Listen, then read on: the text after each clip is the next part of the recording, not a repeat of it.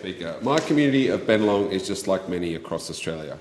We are a community that faces the very real consequences of a decade of inaction on housing, underinvestment in infrastructure and not caring for the environment, whilst we also navigate the cost of living pressures posed by global economic turmoil, inflation and rising cost of living. Recognising this, our government has made easing cost of living pressures its top priority in this year's budget. This budget shows a clear intent by the government that we acknowledge that many are doing it tough and that everyone needs support to deal with cost of living pressures. This budget is good for Australia and it's good for Bennelong.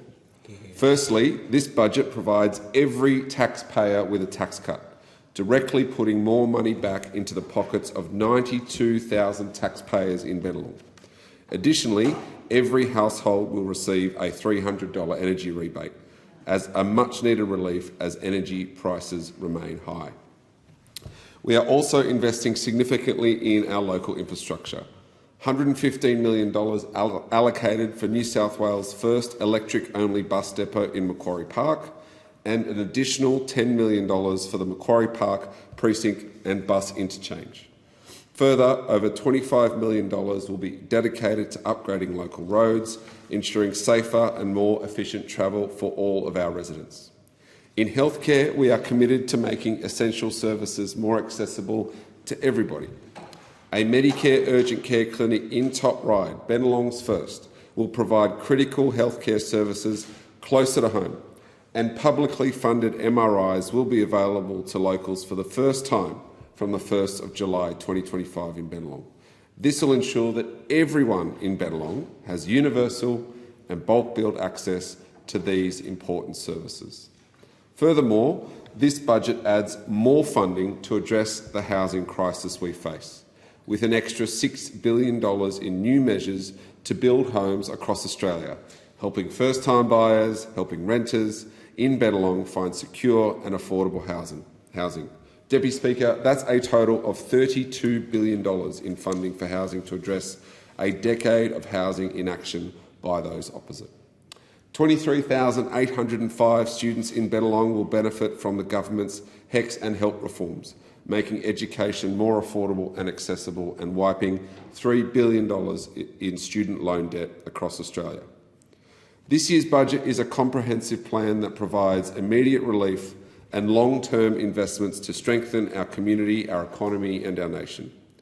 From tax cuts and energy rebates to significant infrastructure projects and improved healthcare services, this budget is designed to address the pressing needs of our economy and ensure a better future for all Australians. I'd like to take the opportunity to go a little deeper into some of the measures in this budget that people in Bennelong care about, starting with housing. We all know that a secure and affordable home is a cornerstone of a stable and prosperous society. Housing is something I've cared about and advocated for a long time in my decade in public life. I was proud to stand as a candidate for Bennelong in 2022 because I knew that our government was going to do something about the housing crisis. This budget continues on the monumental work we've done to date, but I also acknowledge that there is much more to do. As mentioned, more than $6 billion in new housing measures have been allocated through this year's budget, bringing the government's total investment in housing initiatives over the next decade to $32 billion. These investments will increase market and non-market housing supply, they'll support home buyers and renters, and provide assistance to our most vulnerable citizens. Breaking down this allocation, we are first and foremost allocating $1 billion to infrastructure projects to accelerate the construction of new homes. This funding will go to states to provide this essential infrastructure, including roads, utilities, parks, which are crucial for additional housing supply. We are also committed to building more social and affordable rental housing. To this end, we are increasing the liability cap of Housing Australia by $2.5 billion and providing an additional $3 billion in loans to support ongoing programs. Recognising the need for a skilled workforce to build these homes, we are creating 15,000 fee-free TAFE places and 5,000 pre-apprenticeship programs specifically for the construction industry. This initiative will ensure we have the workers needed to build the homes that we need.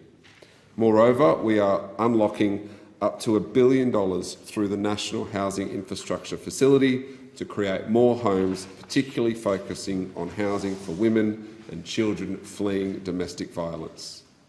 We are increasing the maximum rates of Commonwealth rent assistance by 10% on top of the 15% increase last year to further help 1 million households with the cost of rent.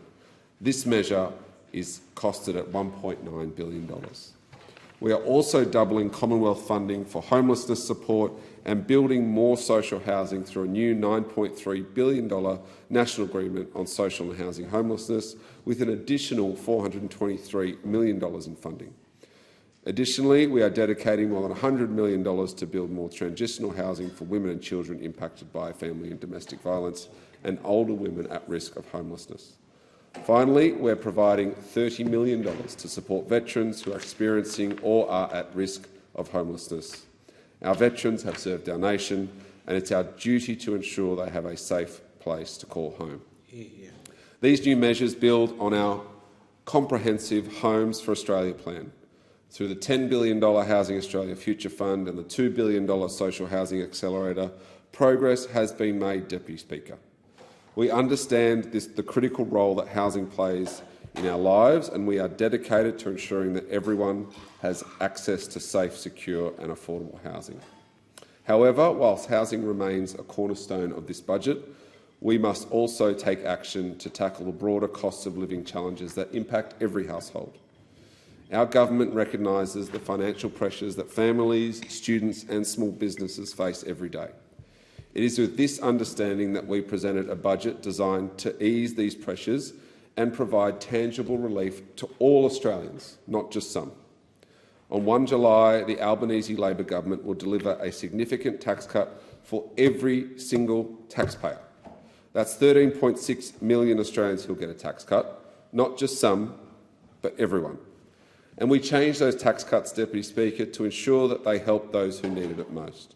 These cuts are aimed squarely at middle-income earners and those who've been telling me that they needed support. For example, a part-time worker on $40,000 would have got nothing under the Liberals' plan, nothing. Under this budget and this government, they'll get a tax cut of $654 a year. $0 under the Liberals, $654 under Labor.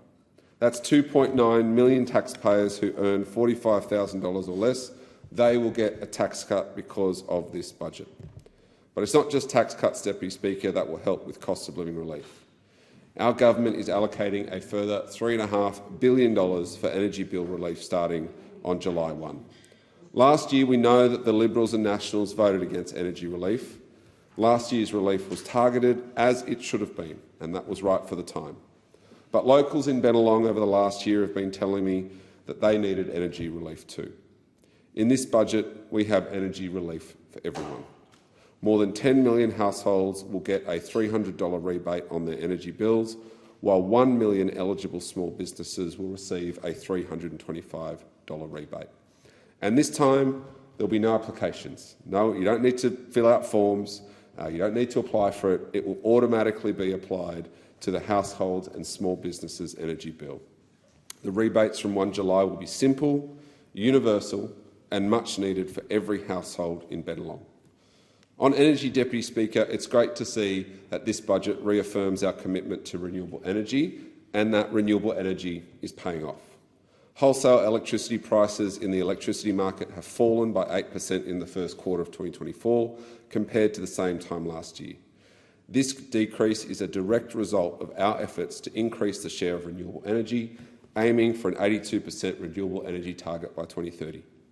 Very recently, the energy market operator released its default market offer for 1 July, which will see energy prices for small business in New South Wales fall by around 8% and for households by up to 2.5%. But there's more to do, and that's why this budget delivers billions and billions of dollars for the environment and not 1 cent of new money for gas. But Deputy Speaker, onto another topic, education. Education should be a pathway to opportunity and not a lifetime of debt.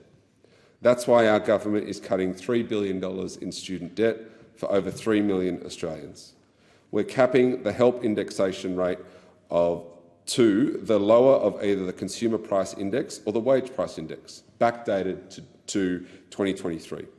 This means that help debts will never grow faster than wages and provide much-needed relief to students nationwide. Healthcare is another critical area in which we're making substantial investments in this budget. Nearly $4 billion allocated to make medicines more affordable. By freezing the PBS co-payment and by adding more medicines to the PBS, we've already saved residents in Bennelong over $2.4 million.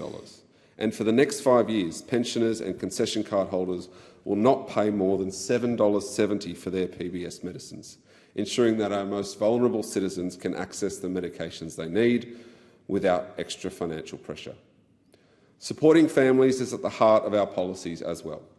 From July 1, 2025, we will pay superannuation on government-funded paid parental leave, an investment of $1.1 billion over 4 years. This measure will benefit 180,000 families annually and help reduce the retirement income disparity between men and women, who currently retire with 25% superannuation less than men.